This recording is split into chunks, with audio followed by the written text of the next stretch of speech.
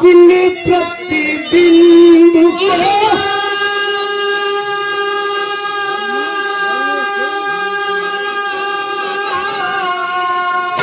दूसरे रूप में खुद कहता है बेटा।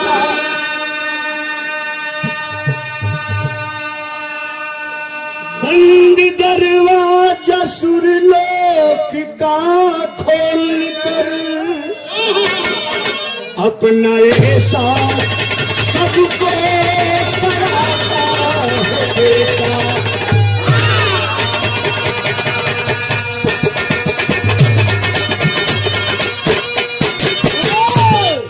तो लाठी बनकर बुढ़ौती का संसार में बोझ बाबुल का सर पर उठाता है बेटा। अरे मरने पर देकर पिंडायो पानी सदा खुद होने का रिश्ता निभाता है बेटा।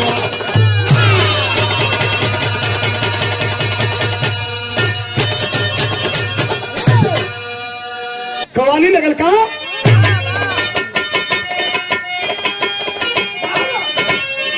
आए हाय हाय कि दिल्ली रूबा, अरे दिल्ली रूबा दिल्ली से ले लो ये, दिल्ली रूबा दिल्ली से ले लो ये मोहब्बत प्यार का तोहफा।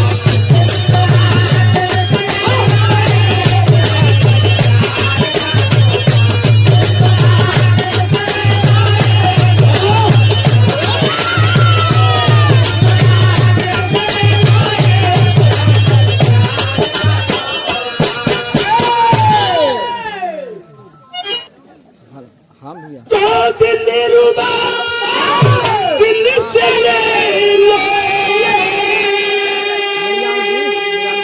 दिल्ली दार का तोहफा। अरे तुझे मैं दे रहा हूँ, तुझे मैं दे रहा हूँ ये मोहब्बत।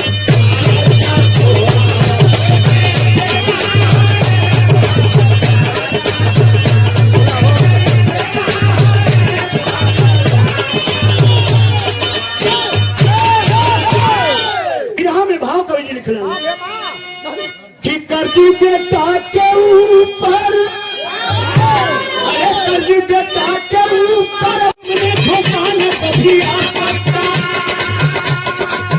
रास्ता छोड़कर मंदिर में कोई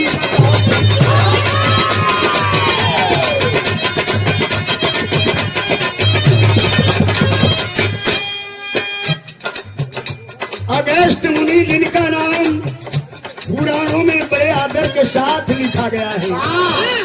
एक दिन अपन कुटिया छोड़ के चांदनी रात में चल दहलन, आज गैलन तब देखलन का कहानी में कुछ इंसान उल्टा लटके थे, रुदन करते थे और साहब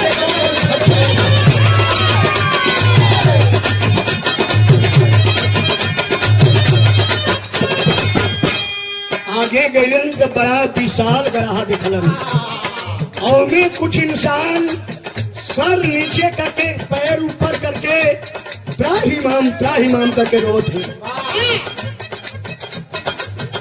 कहीं ये गश्त बतला सब सारे बोलने का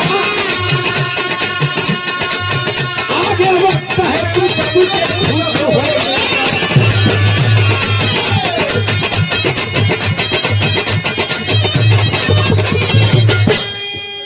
अगस्त मुनि खड़ा हो गए के भैया के हुआ लो कहे मुड़िया नीचे और पैरवा ऊपर करके रोत हुआ लो कहे बचवा चल जा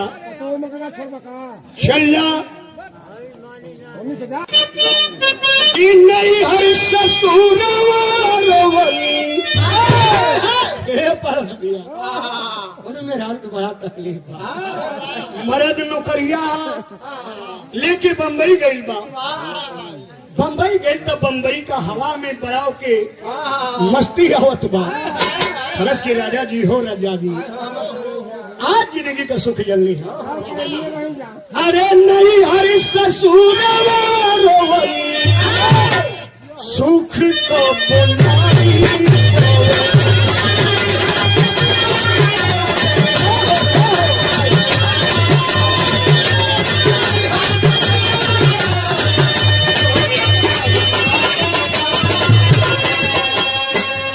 बंदे में झूठा लहरिया देखी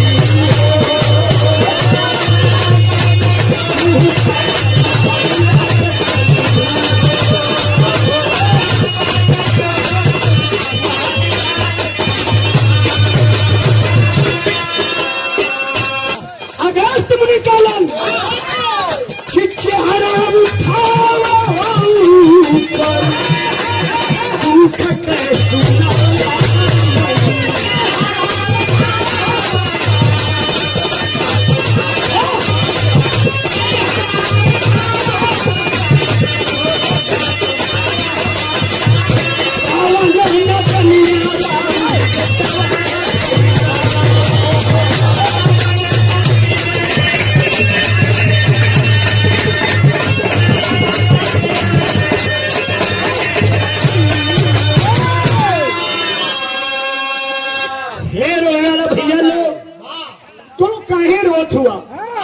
कहीं की बचवा रोने के कारण पूछत हुए हमनी के खानदान में वो नालायक बेटा पैदा हो गई जीवन आज तक पितृ नहीं चुकौल।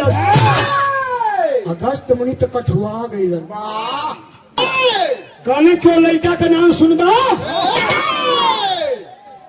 अरे कैलाश न शादी नहीं पितृ चुकावल सो साधु बन के हमके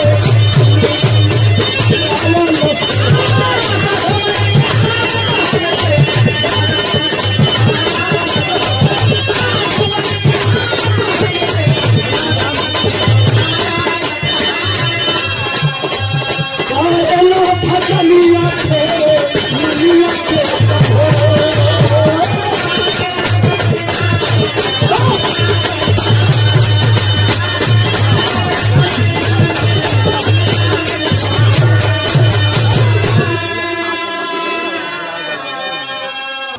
जो कर पितृदेव हमने के नरक में यातना भोगत ही जा। और नलायक लड़का का नाम बा अगस्त ऋषि। कहला कि हम इतना नलायक, अरे बाप रे बाप, पितृ का इतना बड़ा कर्ज होला। कहलो कि हे हमारे पितर देवता लोग, आप सबका नलायक बेटा हम ही अगस्त ऋषि हैं। हम ना समझे कि पितृ का इतना ऊंचा कर्जा होला। हम प्रतिज्ञा करत हैं शादी भी करब और एक औलाद भी पैदा करूंगा जिससे मैं पितृ से उत्तीर्ण हो जाऊंगा। सोचा हो कि दाढ़ी बार पाके लगल, कहाँ जाई कौन दुनिया का लड़की बियाह करी। तो देखा दुनिया का लड़का खातिर लड़की वाला लोग की बियाहवा कैसे हुई। चलब हम लड़की के तलाशब, देखी तो हमसे बियाह करे वाली कौन लड़की तैयार हो ले। आगे गई तो कुछ दूर के बाद बड़ा सुंदर तालाब बा। और वही तालाबा में कोनो 15, कोनो 16, कोनो 18, कोनो 20 इन उम्र का 10-20 गो लड़की हाथ ऐसा अपने में अटखेली करत ऐसा जाके खड़ा हो गए। चुपचाप बोलत नहीं खड़ा तो तर्जिया बदल गई।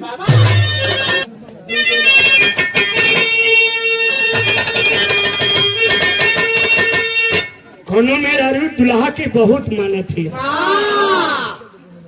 दुल्हा बड़ा खुश बा कि गांव में हमारी मेहरारू ऐसा कोनो का मेहरारू नहीं थी। एक दिन लवंग लत्ता ले आई। आधा मेहरुआ अपने कटत थी, आधा दुल्हा के कटावत थी। आ कहत थी का गलत कि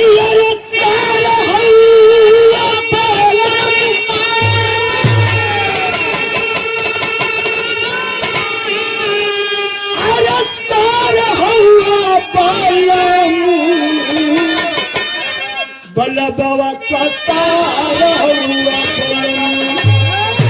और जोड़ेला कनेक्शन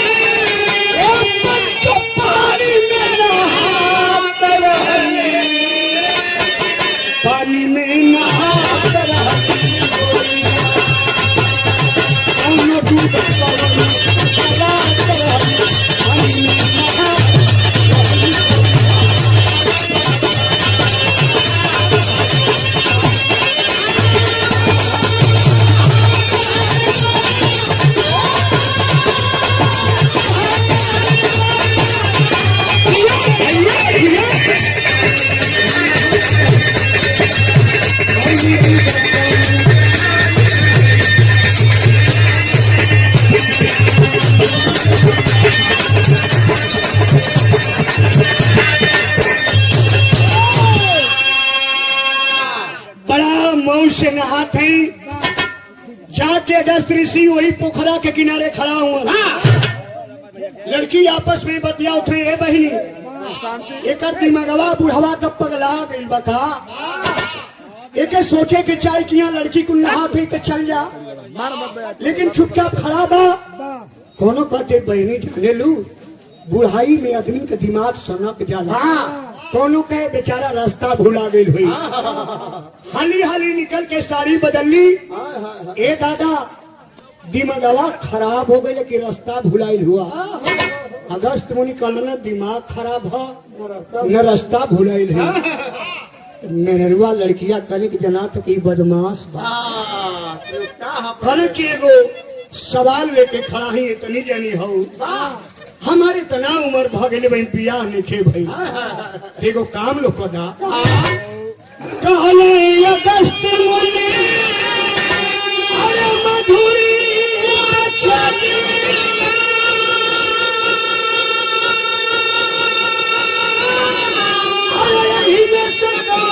सखी बन मन दुनिया पानी में नहा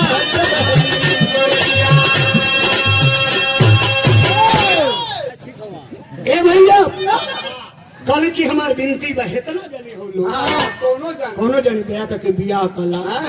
अरे बाप रे बाप हेकर देखा असो को बदरिया ठेली की थौस जाई एकर मने बही झुलनी तरज बदल गई भैया। अरे दुहेबा की गोरी अरे अरे गोरिया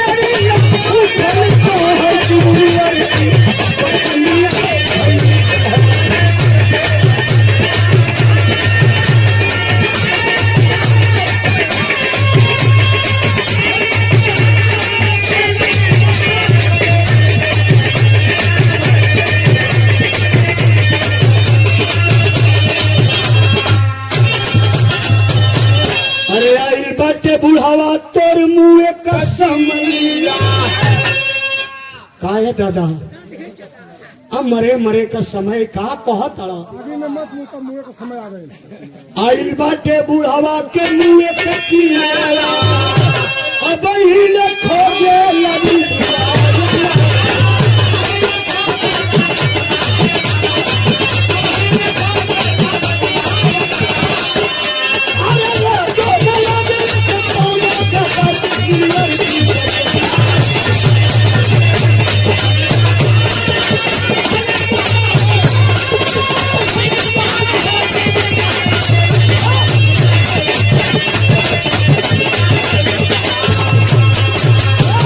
बाबू भैया लगली से कोनो दढ़िए नोचे, कोनो लाते से मारे, कोनो केहनी से मारे।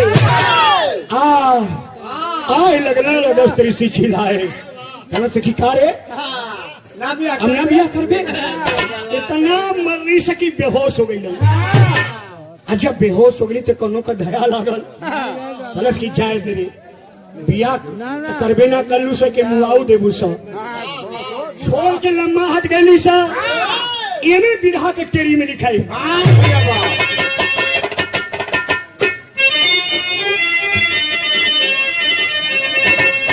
अरे किस्मत के केहू न बाँचे पत्रिका, बाँध के मौत के घुंघरू लगा जिंदगी में।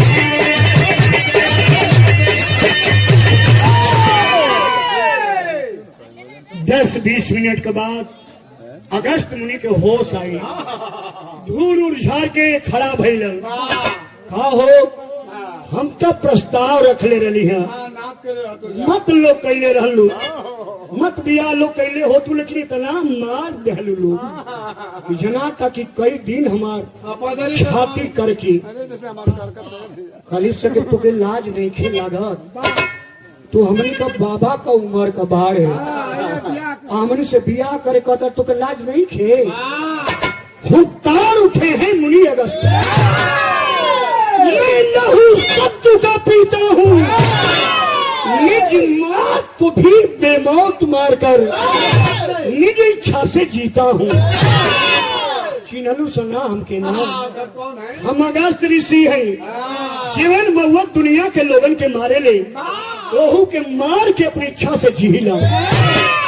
नन्ही सी टिहरी के कारण जो जलनिधि का जलपान किया, किस घमंड में सुंदरियों उसी अगस्त का अपमान किया।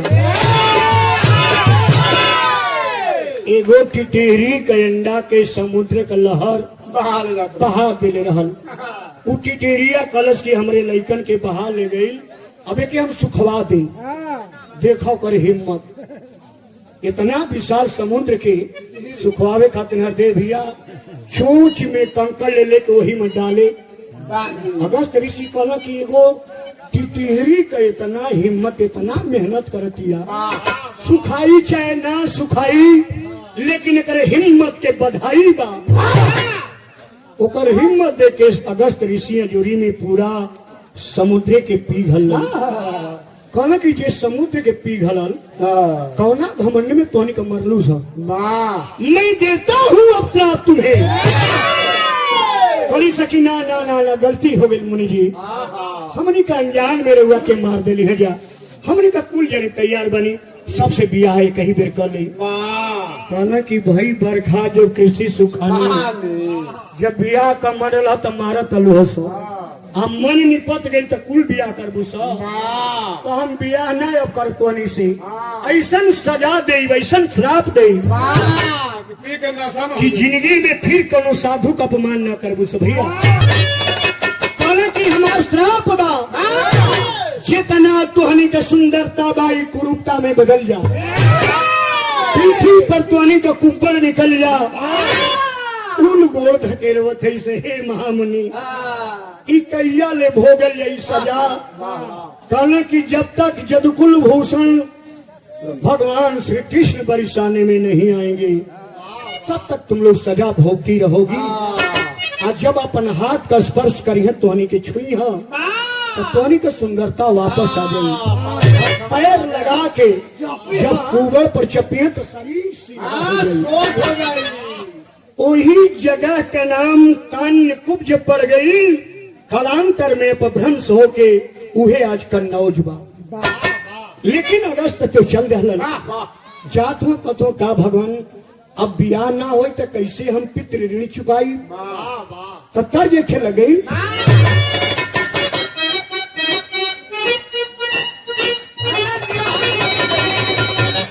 कौन अरे जीजा जी जो कहीं के जिया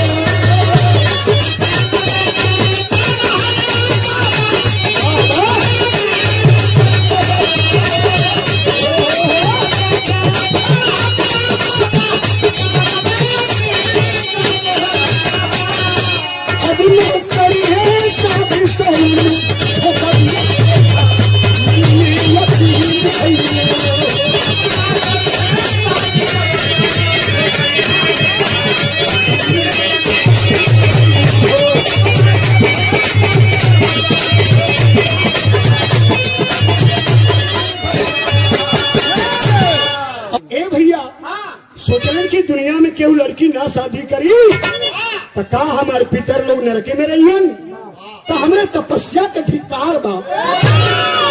अरे तोड़ी के ये कच्चा का फेंकी दिहले पिसानी वो जट गई की भैली पर के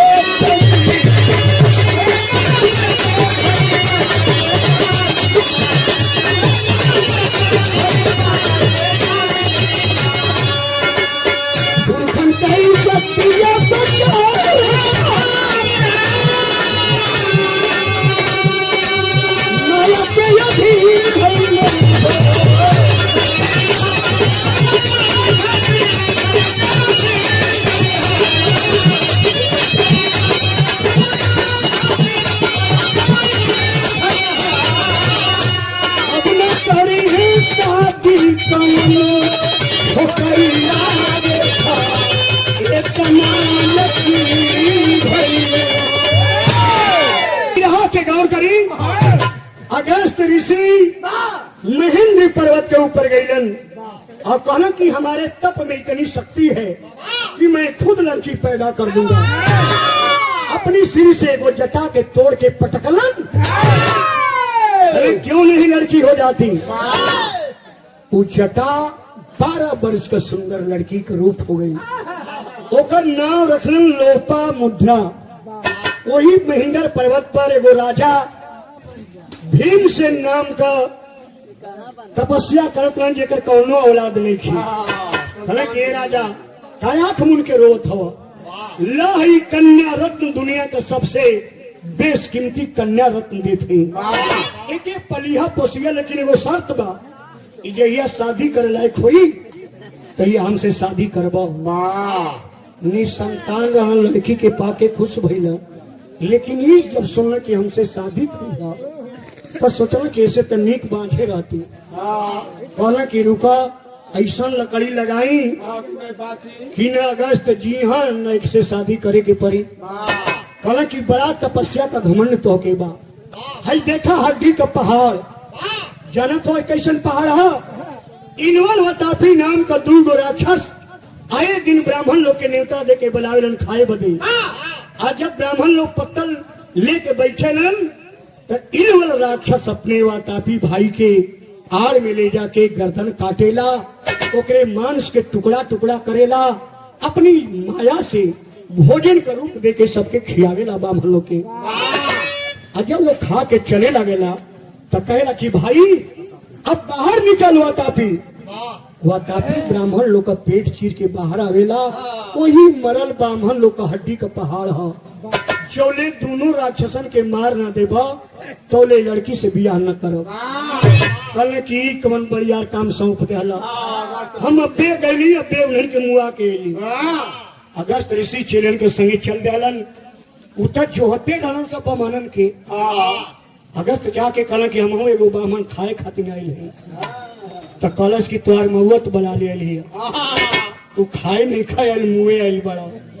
वातापी के ले जाके कटलस भोजन का रूप देके। आज जब दिखिया दहलस कलश की बाहर निकल वातापी, कहला की जिंदगी में ना निकलनी। यू ब्राह्मण का आमाशा है कि यही मंगल पच जाए। एक गीत लग गई,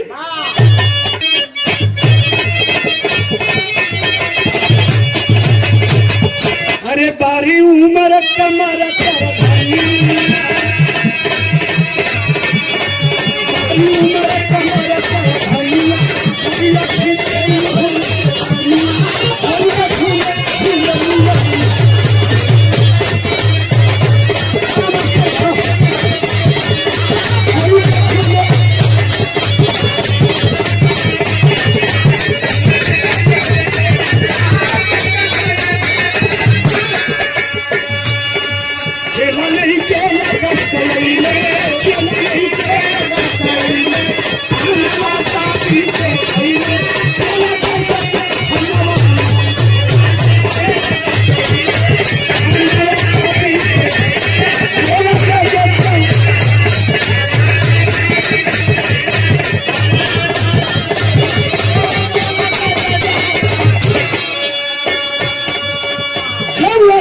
नहीं निकलन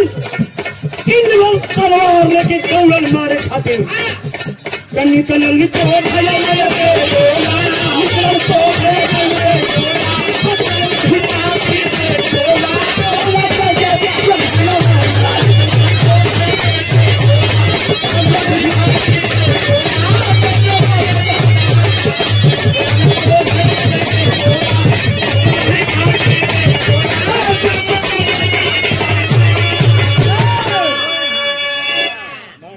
अगस्त ऋषि के ललाट से क्रोधाग्नि का ज्वाला निकलल, इन वाला राक्षस चर के मर गई।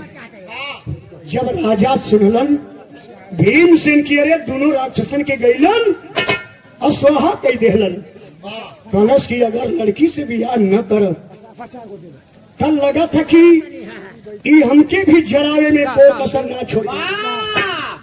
आखिर कलन की है अगस्त ऋषि 2 वर्ष का हमके मौका था, 2 वर्ष के बाद ये लड़की शादी करे लायक हो जाएगी, आके तू शादी कर लिया। पंचो जहिया बारात को आवे के दिल रहल हारमोनियम मास्टर, राजा तैयारी में जुटल हो, 2-4-10 हजार उनका बारात आई। इतना हमार भोजन बनल बाकी खा के लोग आघा जाइए रेबे न करी। अगस्त ऋषि का चेला रहल विंध्याचल पर्वत। पर्वत पहले का पंख के सहारे एक जगह से उड़ के दूसरी जगह पर जा, बारात लेके वही विंध्याचल पर्वत पर बैठलन। ए बाबू बतौली की अगस्त ऋषि बारात लेके वही विंध्याचल पर्वत पर बैठलन। अब पर्वत जब पंख फड़फड़ा के उड़ल, इतना विशाल हारमोनियम मास्टर गर्दा चलल। कहना साला बाबू बताओ कि एक बेर बुढ़िया आंधी आई है, लेकिन हमनी को होश में दरिये का आदमी के चीन नहीं खे पा। हड़हड़ाहट पर्वत आके राजा का दरबार के सामने खड़ा हो गई। गांव का मेरा ऊपर से दुहाई, हे भगवान, हे शंकर जी, हे विष्णु जी, अरे कैसन बड़ा दुल्हा लेके आई भाई दादा। ए भैया बारात आके खड़ा बा वही पर्वत पर, नारद जी नारायण नारायण करते ही। अरे महाराज बरतिया आ गई, कुछ तैयारी नहीं थे। गांव का नाम दौड़ा लाल कलश के, हे नारद जी, अरे बला आके पर्वत पहाड़ खड़ा भ गई। कहा बारात बने, दुल्हा का पता न डोली का पता। कलश की कोनो साधारण दुल्हा की बारात थोड़ो है। ई अगस्त ऋषि दुल्हा का बारात हिया। यही पर्वतवे पर दुल्हो बा, यही पर्वतवे पर बरती हो। अगस्त ऋषि कहला कि भैया अगस्त ये सवारी कहीं नीचे आवाज बिन के चिन्हात नहीं खा। चंद्रमा भैया के ले ला। हाँ उनके लो पहले अपना के है बेटा। तो नीचे सर सर सर सर सरकार ले ले, हरी तेल ले ले। अरे हाँ, ओ भैया भाग्य से मिलेला सबके, आई मानो का जनाना।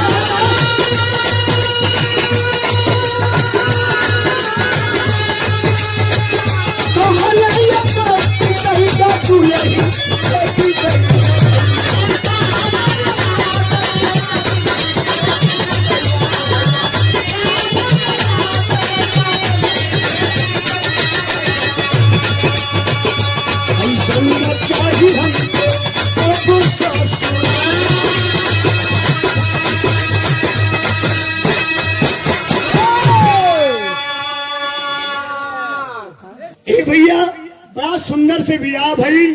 गांव कटनी कर के भैया बरतिया लोग बैठा दोपहर भोजन कला। बरतिया कलश की पहले दुल्हा के खियाला बची तो खाइल जाई, नहीं घरे चल के हमनी के खा ले जाई। बरतिया कहला, बरतियन का बात सुन के गांव का आदमी खोजी लेके कहला, ये भैया दुल्हा, हे दुल्हा चल भैया दोपहर खा ले। बरतिया ना खाइए सो, चल चल खा ले। दुल्हा लगा गए, दुल्हा लगा गए।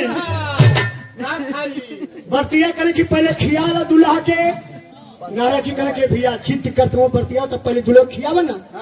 अगली खुशिया के कहने की अगर पत्थर से काम ना चली, परात लीनन, अब परात में पूरी सब्जी बुनिया जितना कुल रसद बनल हल रखाई। अभी गोजी लेके कल ये कहू पूरी छुट्टी तो मार के दतवा तोड़ दे। ए भाई हेलो 2 मिनट भैया 2 मिनट। आखिर अगस्त ऋषि भोजन आवत गई, खात गई। भंडारा में ने कहू पूरी बचल, ने कहू फरी तरकारी। कहने की कहा भैया यही पर हमारे बर्तियन के लोग खियावे खातिर बड़ा उतावला रहला। इकल्ले दुल्हा का पेट नहीं ससुराल में भरल। अच्छा लोग पानी पियाला तभी सोचला कि जीवन इतना भोजन करता आई मेटी लोटा से कर पेट भरी। आदमी गगरा बल्टी लिया के उठीले लगल, हजूरी लगौलन कंडाल खाली। कहने के ना धेने आवा कह गई लोग की हमारी मेहरारू का विदाई लोग का दवा जना ससुराल में न भर पेट भोजन न भर पेट पानी मिलल। नारद जी कहला कि ए बेटी तू ही चाबी तो इनके मना सकेली। जाके कन्या लोपा मुद्रा हाथ जोड़ के कलश की है मेरे सिंदूर के मालिक क्षमा करें, हमारे नैहर के लोगों से न आपको खाना बन पाएगा न पानी तक ना कि तचोर चली गया अपना कुटी में। मेरा कली से की बड़ा अनहार तबाह कल गप्पे हम जोर कर दी। नारद जी कहला कि इनका विदय कैला में गुंजाइश पाई ना हनुमान के मत लगावी। जब बेटी का विदाई होके लगले भैया हमरे आपके गांव घर में बहन बेटिया का विदाई होले कि ऐसा करेजा कहोई जेकरे आंख से आंसू न आ जा। समझावत ऐसे गांव के मेहरारू ए बेटी जा एक सेवा में कोनो दुल्हा का कमी मत करिए रे बहनी। नहीं एक दिमाग तो ठीक नहीं खे, को भी क्रेक हो जाये को भी फ्रेश हो जाये। मैं रसद खा गलस मैं कंडाल का पानी पी गलस। जब दुल्ही विदाई होके चले लगले पंचू भैया के तरफ से आशीर्वाद बहुत बहुत प्रणाम। तो कभी जी लिखे तक पर्दा लगी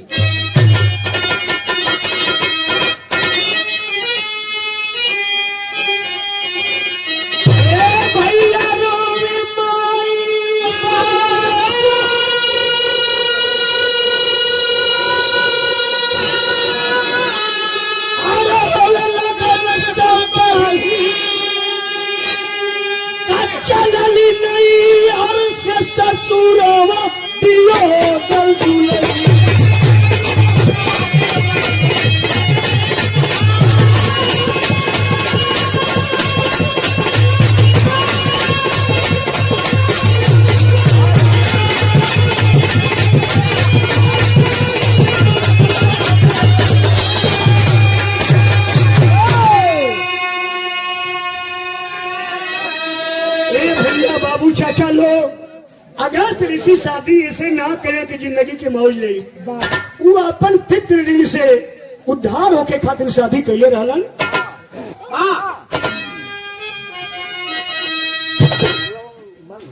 नौ दंपति के अमर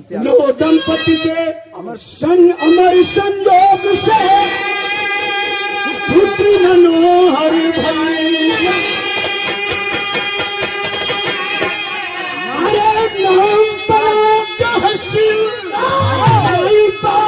पूरा सपना कहिए उमरल खुशी में बदरावा पियो गलती।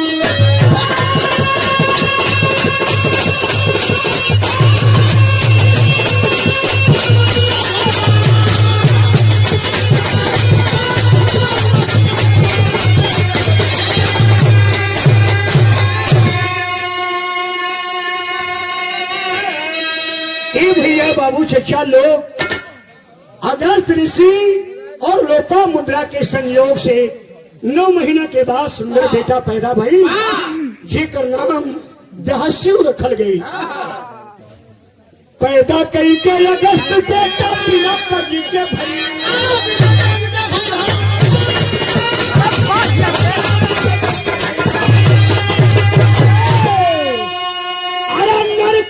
कुंड से निकल के पितर स्वर्ग ये भैया स्वर्ग लोग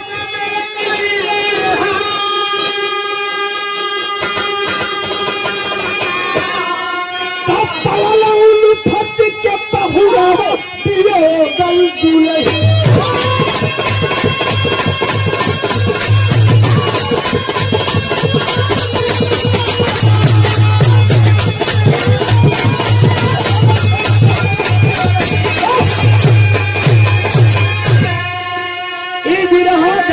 मतलब है हमारे पिता तुल्य लोगों नौजवान साथियों देश के कर्णधार बच्चों माँ बाप से बड़ा देवी देवता इस ब्रह्मांड में हमारे आपके लिए अन्य कोई नहीं है।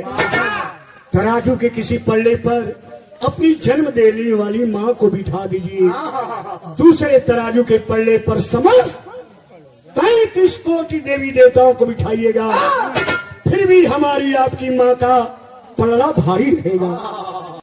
इस विरह गाने का मतलब मेरे मित्रों जिंदगी में सब कुछ कीजिएगा, लेकिन कभी अपने माँ और बाप का अनादर मत करना मित्रों। यही हमारे आपका फर्ज है। हमारे लिए सबसे बड़े देवता माता पिता ही हैं। अगर न वो न रहते तो हम इस दुनिया को देखने नहीं आ पाते। आखिर कड़ी में लिखा गया, स्वामी गुरु बिहारी पत्तू मत जाते हूँ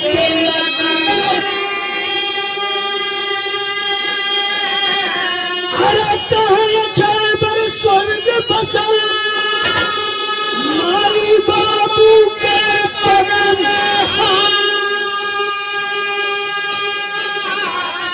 किस्मत के होना बात